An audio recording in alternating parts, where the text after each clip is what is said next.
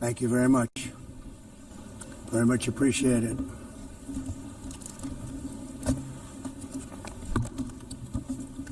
And I don't mind making this speech without a teleprompter, because the teleprompter is not working.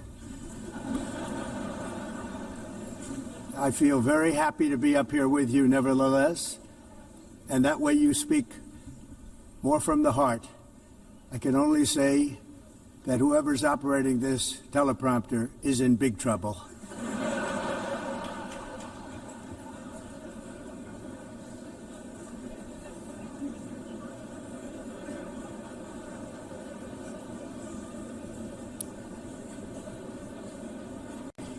Hello, Madam First Lady.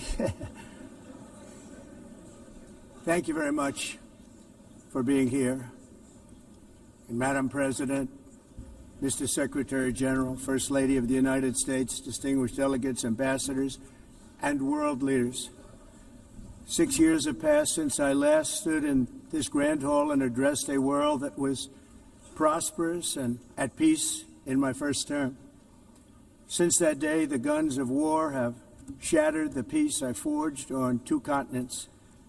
An era of calm and stability gave way to one of the great crises of our time. And here in the United States, 4 years of weakness, lawlessness, and radicalism under the last administration delivered our nation into a repeated set of disasters. 1 year ago, our country was in deep trouble, but today, just 8 months into my administration, we are the hottest country anywhere in the world, and there is no other country even close. America is blessed with the strongest economy, the strongest borders, the strongest military, the strongest friendships, and the strongest spirit of any nation on the face of the earth. This is indeed the golden age of America. We are rapidly reversing the economic calamity we inherited from the previous administration, including ruinous price increases and record-setting inflation like we've never had before. Under my leadership, energy costs are down, gasoline prices are down, grocery prices are down, mortgage rates are down, and inflation has been defeated. The only thing that's up is the stock market, which just hit a record high. In fact, it hit a record high 48 times in the last short period of time. Growth is surging, manufacturing is booming. The stock market, as I said, is doing better than it's ever done. And all of you in this room benefit by that, almost everybody. And importantly, workers' wages are rising at the fastest pace in more than 60 years. And that's what it's all about, isn't it? In 4 years of President Biden, we had less than $1 trillion of new investment into the United States. In just 8 months since I took office, we have secured commitments and money already paid for $17 trillion. Think of it, 4 years, less than $1 trillion, 8 months, much more than $17 trillion is being invested in the United States, and it's now pouring in from all parts of the world. We've implemented the largest tax cuts in American history and the largest regulation cuts in American history, making this once and again the best country on earth to do business. And many of the people in this room are investing in America, and it's turned out to be an awfully good investment during this 8-month period. In my first term, I built the greatest economy in the history of the world. We had the best economy ever, history of the world. And I'm doing the same thing again, but this time it's actually much bigger and even better. The numbers far surpass my record-setting first term. On our southern border, we have successfully repelled a colossal invasion. And for the last 4 months, and that's 4 months in a row, the number of illegal aliens admitted and entering our country has been 0. Hard to believe.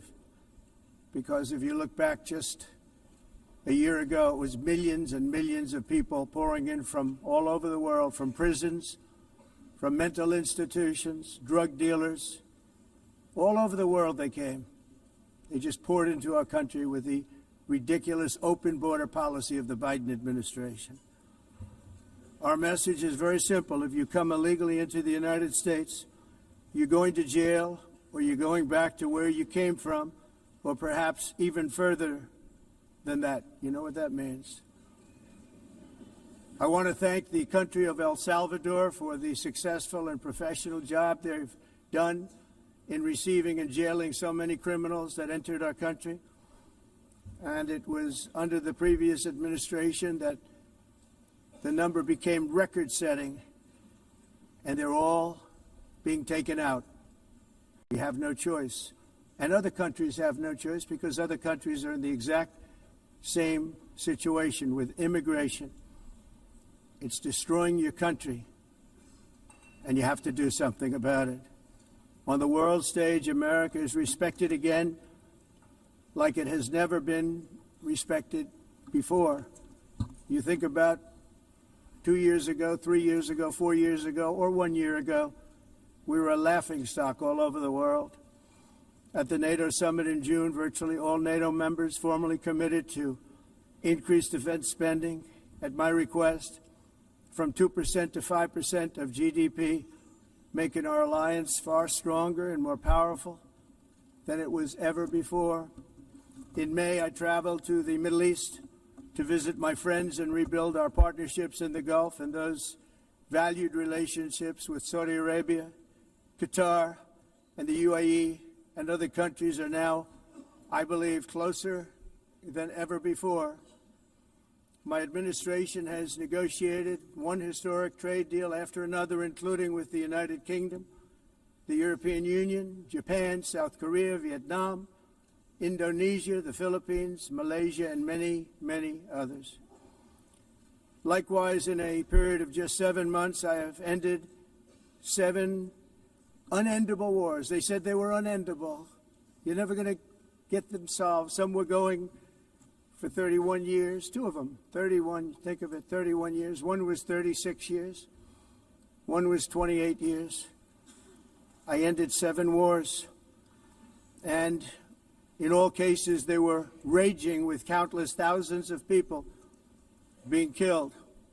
This includes Cambodia and Thailand, Kosovo and Serbia, the Congo and Rwanda, a vicious, violent war that was, Pakistan and India, Israel and Iran, Egypt and Ethiopia, and Armenia and Azerbaijan. It included all of them. No president or prime minister, and for that matter, no other country has ever done anything close to that. And I did it in just 7 months. It's never happened before. There's never been anything like that. I'm very honored to have done it. It's too bad that I had to do these things instead of the United Nations doing them. And sadly, in all cases, the United Nations did not even try to help in any of them. I ended 7 wars, dealt with the leaders of each and every one of these countries, and never even received a phone call from the United Nations offering to help in finalizing the deal. All I got from the United Nations was an escalator that on the way up stopped right in the middle. If the First Lady wasn't in great shape, she would have fallen. But she's in great shape. We're both in good shape. We both stood. And then a teleprompter that didn't work. These are the 2 things I got from the United Nations, a bad escalator and a bad teleprompter. Thank you very much. And by the way, it's working now. It just went on. Thank you. I think I should just do it the other way. It's easier. Thank you very much. I didn't think of it at the time because I was too busy working to save millions of lives. That is the saving and stopping of these wars. But later I realized that the United Nations wasn't there for us. They weren't there. I thought of it really after the fact, not during these negotiations, which were not easy. That being the case, what is the purpose of the United Nations? The UN has such tremendous potential. I've always said it. It has such tremendous, tremendous potential, but it's not even coming close to living up to that potential. For the most part, at least for now, all they seem to do is write a really strongly worded letter and then never follow that letter up. It's empty words, and empty words don't solve war. The only thing that solves war and wars is action. Now, after ending all of these wars and also earlier negotiating the Abraham Accords, which is a very big thing for which our country received no credit, never receives credit. Everyone says that I should get the Nobel Peace Prize for each one of these achievements. But for me, the real prize will be the sons and daughters who live to grow up with the mothers and fathers, because millions of people are no longer being killed in endless and unglorious wars. What I care about is not winning prizes, it's saving lives. We saved millions and millions of lives with the 7 wars. And we have others that we're working on, and you know that. Many years ago, a very successful real estate developer in New York, known as Donald J. Trump, I bid on the renovation and rebuilding of this very United Nations complex. I remember it so well. I said at the time that I would do it for $500 million, rebuilding everything. It would be beautiful. I used to talk about, I'm going to give you marble floors. They're going to give you terrazzo. I'm going to give you the best of everything. You're going to have mahogany walls. They're going to give you plastic. But they decided to go in another direction, which was much more expensive at the time, and which actually produced a far inferior product. And I realized that they did not know what they were doing when it came to construction, and that their building concepts were so wrong, and the product that they were proposing to build was so bad and so costly. It was going to cost them a fortune. And I said, and wait till you see the overruns. Well, I turned out to be right. They had massive cost overruns and spent between $2 and $4 billion on the building and did not even get the marble floors that I promised them. You walk on terrazzo. Do you notice that? As far as I'm concerned, frankly, looking at the building and getting stuck on the escalator, they still haven't finished the job. They still haven't finished. That was years ago. The project was so corrupt that Congress actually asked me to testify before them on the tremendous waste of money, because it turned out that they had no idea what it was, but they knew it was anywhere between $2 and $4 billion as opposed to $500 million with a guarantee. But they had no idea, and I said it cost much more than $5 billion. Unfortunately, many things in the United Nations are happening just like that, but on an even much bigger scale, much, much bigger. Very sad to see. Whether the UN can manage to play a productive role, I've come here today to offer the hand of American leadership and friendship to any nation in this assembly that is willing to join us in forging a safer, more prosperous world. And it's a world that we'll be much happier with. A dramatically better future is within our reach. But to get there, we must reject the failed approaches of the past and work together to confront some of the greatest threats in history. There is no more serious danger to our planet today than the most powerful and destructive weapons ever devised by man, of which the United States, as you know, has many. Just as I did in my first term, I've made containing these threats a top priority, starting with the nation of Iran. My position is very simple. The world's #1 sponsor of terror can never be allowed to possess the most dangerous weapon. That's why, shortly after taking office, I sent the so-called Supreme Leader a letter making a generous offer. I extended a pledge of full cooperation in exchange for a suspension of Iran's nuclear program. The regime's answer was to continue their constant threats to their neighbors and U.S. interests throughout the region, and some great countries that are right nearby. Today, many of Iran's former military commanders, in fact, I can say almost all of them, are no longer with us. They're dead. And 3 months ago, in Operation Midnight Hammer, 7 American B-2 bombers dropped the 14 30,000-pound each bombs on Iran's key nuclear facilities, totally obliterating everything. No other country on earth could have done what we did. No other country has the equipment to do what we did. We have the greatest weapons on earth. We hate to use them. But we did something that for 22 years people wanted to do. With Iran's nuclear enrichment capacity demolished, I immediately brokered an end to the 12-day war, as it's called, between Israel and Iran, with both sides agreeing to fight no longer. As everyone knows, I have also been deeply engaged in seeking a ceasefire in Gaza. Have to get that done. Have to get it done. Unfortunately, Hamas has repeatedly rejected reasonable offers to make peace. We can't forget October 7th, can we? Now, as if to encourage continued conflict, some of this body is seeking to unilaterally recognize a Palestinian state. The rewards would be too great for Hamas terrorists for their atrocities. This would be a reward for these horrible atrocities, including October 7th, even while they refuse to release the hostages or accept a ceasefire. Instead of giving to Hamas and giving so much, because they've taken so much, they have taken so much. This could have been solved so long ago.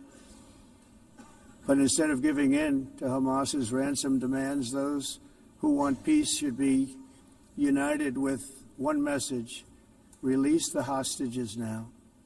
Just release the hostages now. Thank you.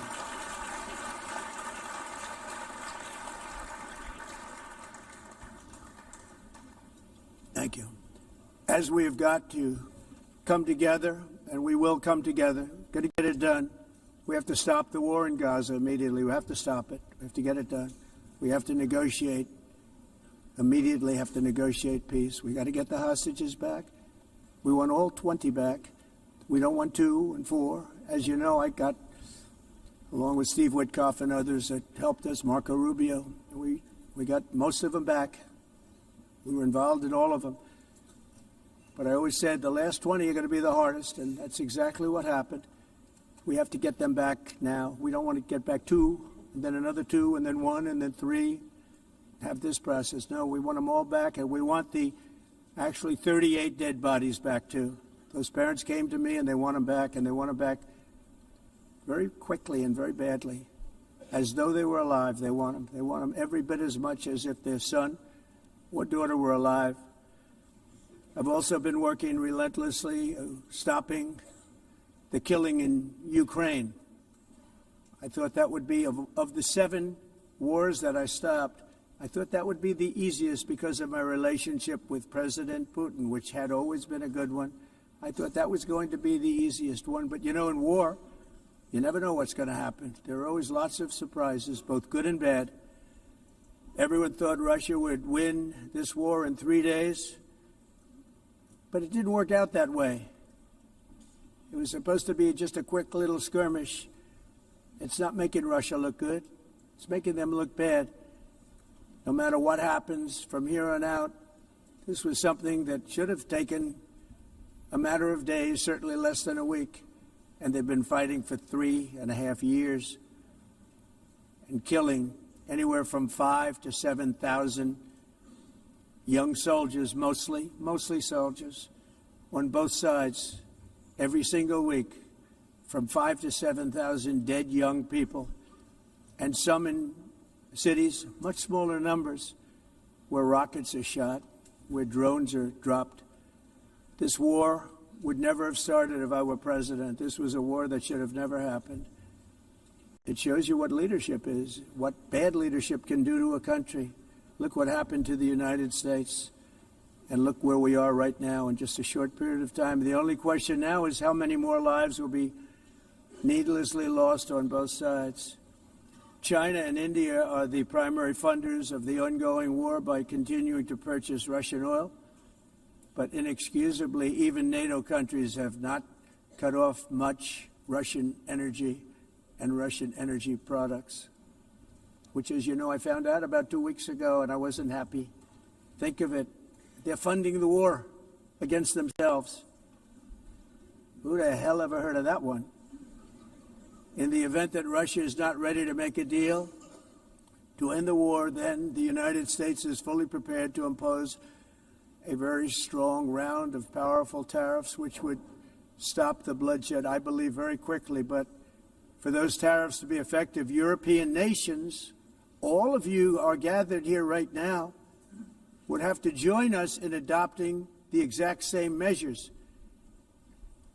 I mean, you're much closer to the city. We have an ocean in between. You're right there. And Europe has to step it up. They can't be doing what they're doing. They're buying oil and gas from Russia while they're fighting Russia. It's embarrassing to them, and it was very embarrassing to them when I found out about it, I can tell you that. They have to immediately cease all energy purchases from Russia. Otherwise, we're all wasting a lot of time. So I'm ready to discuss this. We're going to discuss it today with the European nations, all gathered here. I'm sure they're thrilled to hear me speak about it, but that's the way it is. I like to speak my mind and speak the truth. As we seek to reduce the threat of dangerous weapons today, I'm also calling on every nation to join us in ending the development of biological weapons once and for all. And biological is terrible, and nuclear is even beyond, and we include nuclear in that. We want to have a cessation of the development of nuclear weapons. We know, and I get to view it all the time. Sir, would you like to see? And I look at weapons that are so powerful that we just can't ever use them. If we ever use them, the world literally might come to an end. There would be no United Nations to be talking about. There would be no nothing. Just a few years ago, reckless experiments overseas gave us a devastating global pandemic. Yet despite that worldwide catastrophe, many countries are continuing extremely risky research into bioweapons and man-made pathogens. This is unbelievably dangerous. To prevent potential disasters, I'm announcing today that my administration will lead an international effort to enforce Biological Weapons Convention, which is going to be meeting with the top leaders of the world by pioneering an AI verification system that everyone can trust. Hopefully the UN can play a constructive role, and it will also be one of the early projects under AI. Let's see how good it is, because a lot of people are saying it could be one of the great things ever, but it also can be dangerous, but it can be put to tremendous use and tremendous good, and this would be an example of that.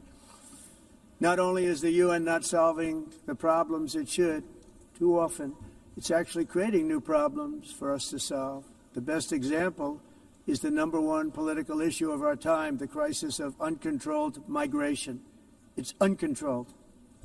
Your countries are being ruined. The United Nations is funding an assault on Western countries and their borders. In 2024, the UN budgeted $372 million in cash assistance to support an estimated 624,000 migrants journeying into the United States. Think of that. The UN is supporting people that are illegally coming into the United States, and then we have to get them out. The UN also provided food, shelter, transportation, and debit cards to illegal aliens. Can you believe that? On the way to infiltrate our southern border. Millions of people came through that southern border. Just a year ago, millions and millions of people were pouring in, 25 million altogether over the 4 years of the incompetent Biden administration. And now we have it stopped, totally stopped. In fact, they're not even coming anymore because they know they can't get through.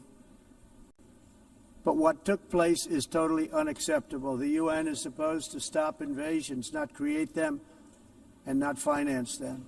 In the United States, we reject the idea that mass numbers of people from foreign lands can be permitted to travel halfway around the world, trample our borders, violate our sovereignty, cause unmitigated crime, and deplete our social safety net.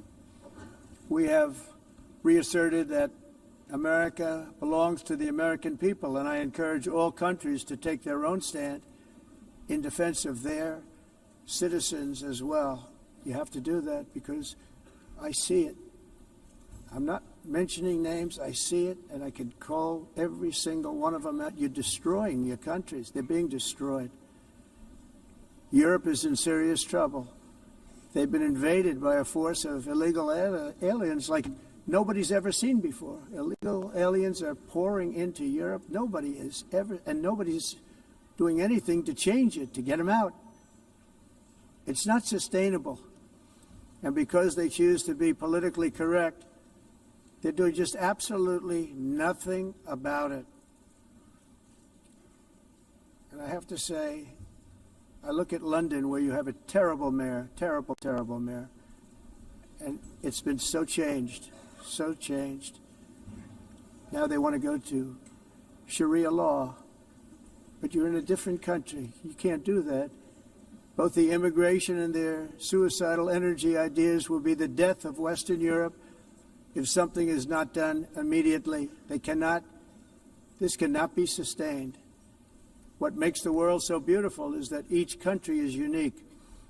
But to stay this way, every sovereign nation must have the right to control their own borders. You have the right to control your borders, as we do now, and to limit the sheer numbers of migrants entering their countries and paid for by the people of that nation that were there and that built that particular nation at the time.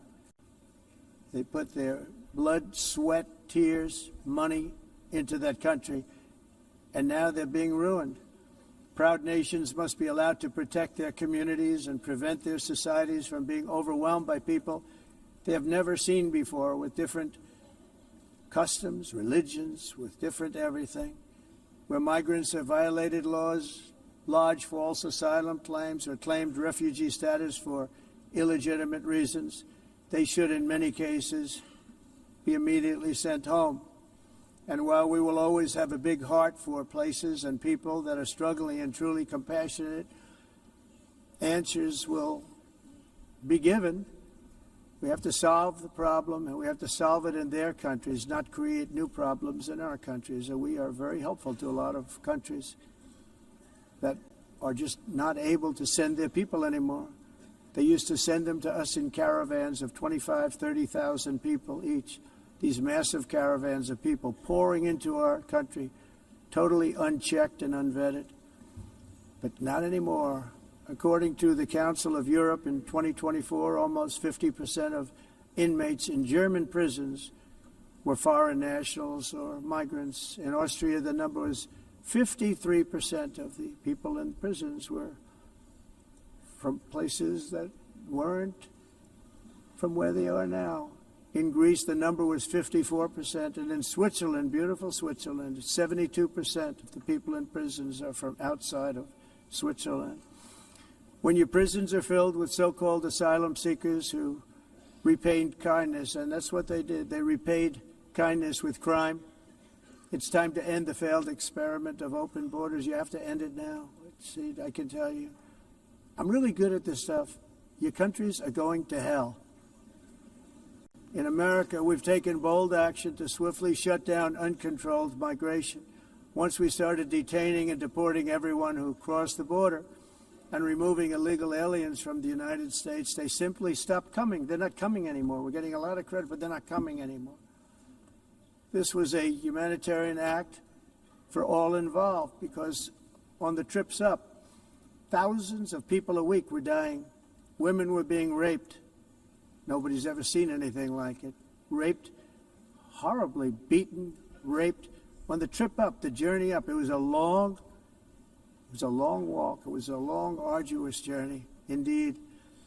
And it was also a historic victory against human trafficking throughout the region. What we did was a victory, and we saved so many lives of people that wouldn't make the journey. That journey was loaded up with death. loaded up with death. Dead bodies all along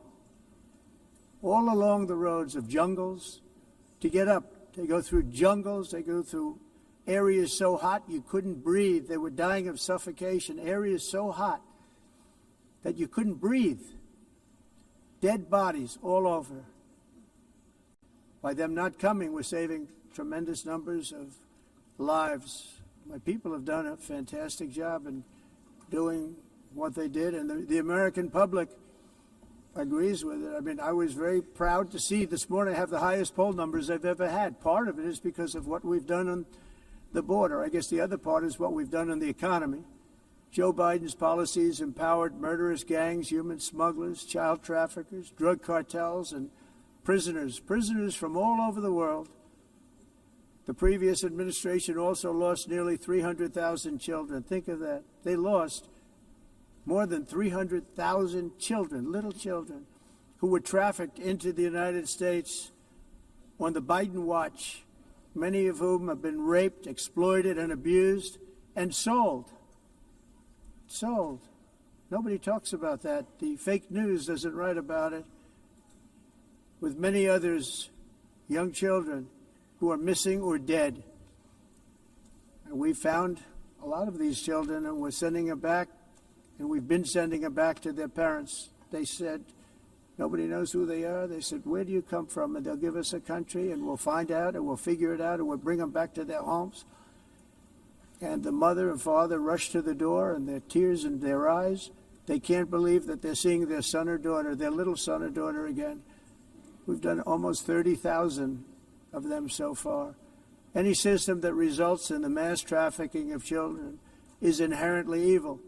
Yet that is exactly what the globalist migration agenda has done, and it's what it's all about.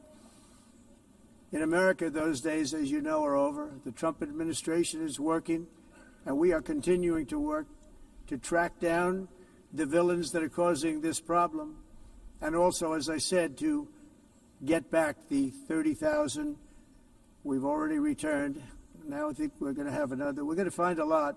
You're not going to find all of them. 300, more than 300,000. They're lost or they're dead. They're lost or they're dead because of the animals that did this. To protect our citizens, I've also designated multiple savage drug cartels as far as and you see this, and you see it happening right before your eyes. Let's put it this way. People don't like taking big loads of drugs in boats anymore. There aren't too many boats that are traveling on the seas by Venezuela. They tend not to want to travel very quickly anymore. And we've virtually stopped drugs coming into our country by sea. We call them the water drugs. They kill hundreds of thousands of people. I've also designated multiple savage drug cartels as far as foreign terrorist organizations, along with two bloodthirsty transnational gangs, probably the worst gangs anywhere in the world, MS-13 and Tren de Aragua. Tren de Aragua is from Venezuela, by the way. Such organizations torture, maim, mutilate, and murder with impunity. They're the enemies of all humanity. For this reason, we've recently begun using the supreme power of the United States military to destroy Venezuelan terrorists and trafficking networks led by Nicolas Maduro. To every terrorist thug smuggling poisonous drugs into the United States of America, please be warned that we will blow you out of existence. That's what we're doing. We have no choice. Can't let it happen. They're destroying. I believe we lost 300,000 people last year to drugs, 300,000. Fentanyl and other drugs. Each boat that we sink carries drugs that would kill more than 25,000 Americans. We will not let that happen. Energy is another area where the United States is now thriving like never before. We're getting rid of the falsely named renewables. By the way, they're a joke. They don't work. They're too expensive. They're not strong enough to fire up the plants that you need to make your country great.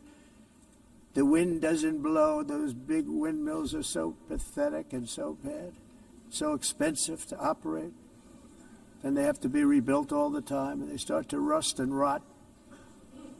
most expensive energy ever conceived, and it's actually energy. You're supposed to make money with energy, not lose money. You lose money, the governments have to subsidize. You can't put them out without massive subsidies. And most of them are built in China, and I give China a lot of credit. They build them, but they very few wind farms. So why is it that they build them and they send them all over the world, but they barely use them? You know what they use? Coal. They use gas. They use almost anything, but they don't like wind. But they sure as hell like selling the windmills. Europe, on the other hand, is a long way to go, with many countries being on the brink of destruction because of the green energy agenda. And I give a lot of credit to Germany. Germany was being led down a very sick path, both on immigration, by the way, and on energy. They were going green, and they were going bankrupt. And the new leadership came in, and they went back to where they were, with fossil fuel and with nuclear, which is good. It's now safe. You can do it properly. But they went back to where they were, and they opened up a lot of different plants, energy-producing plants, and they're doing well. I give Germany a lot of credit for that. They've said this is a disaster, what's happening. They were going all green. All green is all bankrupt. That's what it represents. And it's not politically correct. I'll be very badly criticized for saying it, but I'm here to tell the truth. I don't care. It doesn't matter to me. I'm in New York City. I'm feeling a lot safer. Crime, we're getting crime down. And by the way, speaking of crime, Washington, D.C. was the crime capital of America. Now it's after 12 days, it's a totally safe city. Everyone's going out to dinner. They're going out to restaurants. Your wife can walk down the middle of the street with or without you. Nothing's going to happen. My people have done a fantastic job. And yes, I called in the National Guard, and the National Guard took care of business. And they weren't politically correct, but they took care of business. We got 1,700 career criminals out, brought them back to where they came from, the countries where they came from, or put them in jails.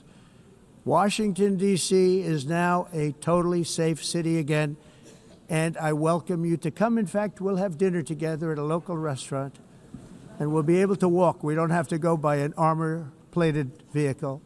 We'll walk right over there from the White House. They've given up their powerful edge, a lot of the countries that we're talking about, in oil and gas, such as essentially closing the great North Sea oil. Oh, the North Sea, I know it so well.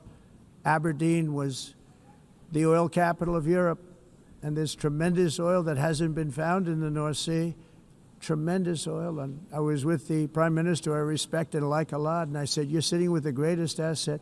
They essentially closed it by making it so highly taxed that no developer, no oil company can go there. They have tremendous oil left, and more importantly, they have tremendous oil that hasn't even been found yet. And what a tremendous asset for the United Kingdom. And I hope the Prime Minister is listening, because I told it to him 3 days in a row. That's all he heard. North Sea oil, North Sea, because I want to see them do well. I want to stop seeing them ruining that beautiful Scottish and English countryside with windmills and massive solar panels that go 7 miles by 7 miles, taking away farmland. But we're not letting this happen in America. In 1982, the executive director of the United Nations Environmental Program predicted that by the year 2000, climate change would cause a global catastrophe. He said that it will be irreversible, as any nuclear holocaust would be. This is what they said at the United Nations. What happened? Here we are. Another UN official stated in 1989 that within a decade, entire nations could be wiped off the map by global warming. Not happening. You know, it used to be global cooling. If you look back years ago in the 1920s and the 1930s, they said, global cooling will kill the world. We have to do something. Then they said global warming will kill the world, but then it started getting cooler, so now they could just call it climate change, because that way they can't miss. It's climate change, because if it goes higher or lower, whatever the hell happens, there's climate change. It's the greatest con job ever perpetrated on the world, in my opinion. Climate change, no matter what happens, you're involved in that. No more global warming, no more global cooling. All of these predictions made by the United Nations and many others, often for bad reasons, were wrong. They were made by stupid people that have cost their countries fortunes and given those same countries no chance for success. If you don't get away from this green scam, your country is going to fail. And I'm really good at predicting things, you know. They actually said during the campaign they had a hat, the best-selling hat. Trump was right about everything. And I don't say that in a braggadocious way, but it's true. I've been right about everything. And I'm telling you that if you don't get away from the green energy scam, your country is going to fail. And if you don't stop people that you've never seen before, that you have nothing in common with, your country is going to fail. I'm the President of the United States, but I worry about Europe. I love Europe. I love the people of Europe. And I hate to see it being devastated by energy and immigration. This double-tailed monster destroys everything in its wake, and they cannot let that happen any longer. You're doing it because you want to be nice. You want to be politically correct, and you're destroying your heritage. They must take control strongly and immediately of the unmitigated immigration disaster and the fake energy catastrophe before it's too late. The carbon footprint is a hoax made up by people with evil intentions, and they're heading down a path of total destruction. You know, the carbon footprint, it was a big, big thing a few years ago. I remember hearing about the carbon footprint, and then President Obama would get into Air Force One, a massive Boeing 747, and not a new one, an old one with old engines that spew everything into the atmosphere. He'd talk about the carbon footprint, we must do so. Then he'd get in and he'd fly from Washington to Hawaii to play a round of golf. And then he'd get back onto that big, beautiful plane and he'd fly back and he'd talk about, again, global warming and the carbon footprint. It's a con job. At extreme cost and expense, Europe reduced its own carbon footprint by 37%. Think of that. Congratulations, Europe. Great job. You cost yourself a lot of jobs, a lot of factories closed, but you reduced the carbon footprint by 37%. However, for all of that sacrifice and much more, it's been totally wiped out and then some by a global increase of 54%. Much of it coming from China and other countries that are thriving around China, which now produces more CO2 than all the other developed nations in the world. So all of these countries are working so hard on the carbon footprint, which is nonsense, by the way. It's nonsense. You know, it's interesting. In the United States, we have still radicalized environmentalists, and they want the factories to stop. Everything should stop. No more cows. We don't want cows anymore. I guess they want to kill all the cows. They want to do things that are just unbelievable, and you have it too. But, you know, we have a border, strong, and we have a shape, and that shape doesn't just go straight up. That shape is amorphous when it comes to the atmosphere. And if we had the most clean air, and I think we do, we have very clean air. We have the cleanest air we've had in many, many years. But the problem is that other countries, like China, which has air that's a little bit rough, it blows. And no matter what you're doing down here, the air up here tends to get very dirty because it comes in from other countries where their air isn't so clean. And the environmentalists refuse to acknowledge that. Same thing with garbage. In Asia, they dump much of their garbage right into the ocean. And over about a 1 week and 2 week journey, it flows right past Los Angeles. You've seen it. Massive amounts of garbage, almost too much to do anything about, flowing past Los Angeles, past San Francisco. And then somebody will get in trouble because he dropped a cigarette on the beach. The whole thing is crazy. The primary effect of these brutal green energy policies has not been to help the environment, but to redistribute manufacturing and industrial activity from developed countries that follow the insane rules that are put down to polluting countries that break the rules and are making a fortune. They're making a fortune. European electricity bills are now 4 to 5 times more expensive than those in China, and 2 to 3 times higher than the United States. And our bills are coming way down. You probably see that our gasoline prices are way down. You know, we have an expression, drill, baby, Nós drill. reduzimos And os that's what we're custos doing. de energia porque nós faremos como essa previsão. Vamos fazer tudo isso, reduzir os custos de energia e os custos diminuíram nos Estados Unidos. Por exemplo, se você olhar nos países em faturas de mas nós nos Estados Unidos conseguimos usar eles e evitar aumento da temperatura, porque é muito caro também usar nada e ninguém usa isso. The entire globalist concept of asking successful industrialized nations to inflict pain on themselves and radically disrupt their entire societies must be rejected completely and totally, and it must be immediate. That's why in America I withdrew from the fake Paris Climate Accord, where, by the way, America was paying so much more than every country. Others weren't paying. China didn't have to pay until 2030. Russia was given an old standard that was easy to meet, a 1990 standard. But for the United States, we're supposed to pay like $1 trillion. And I said, this is another scam.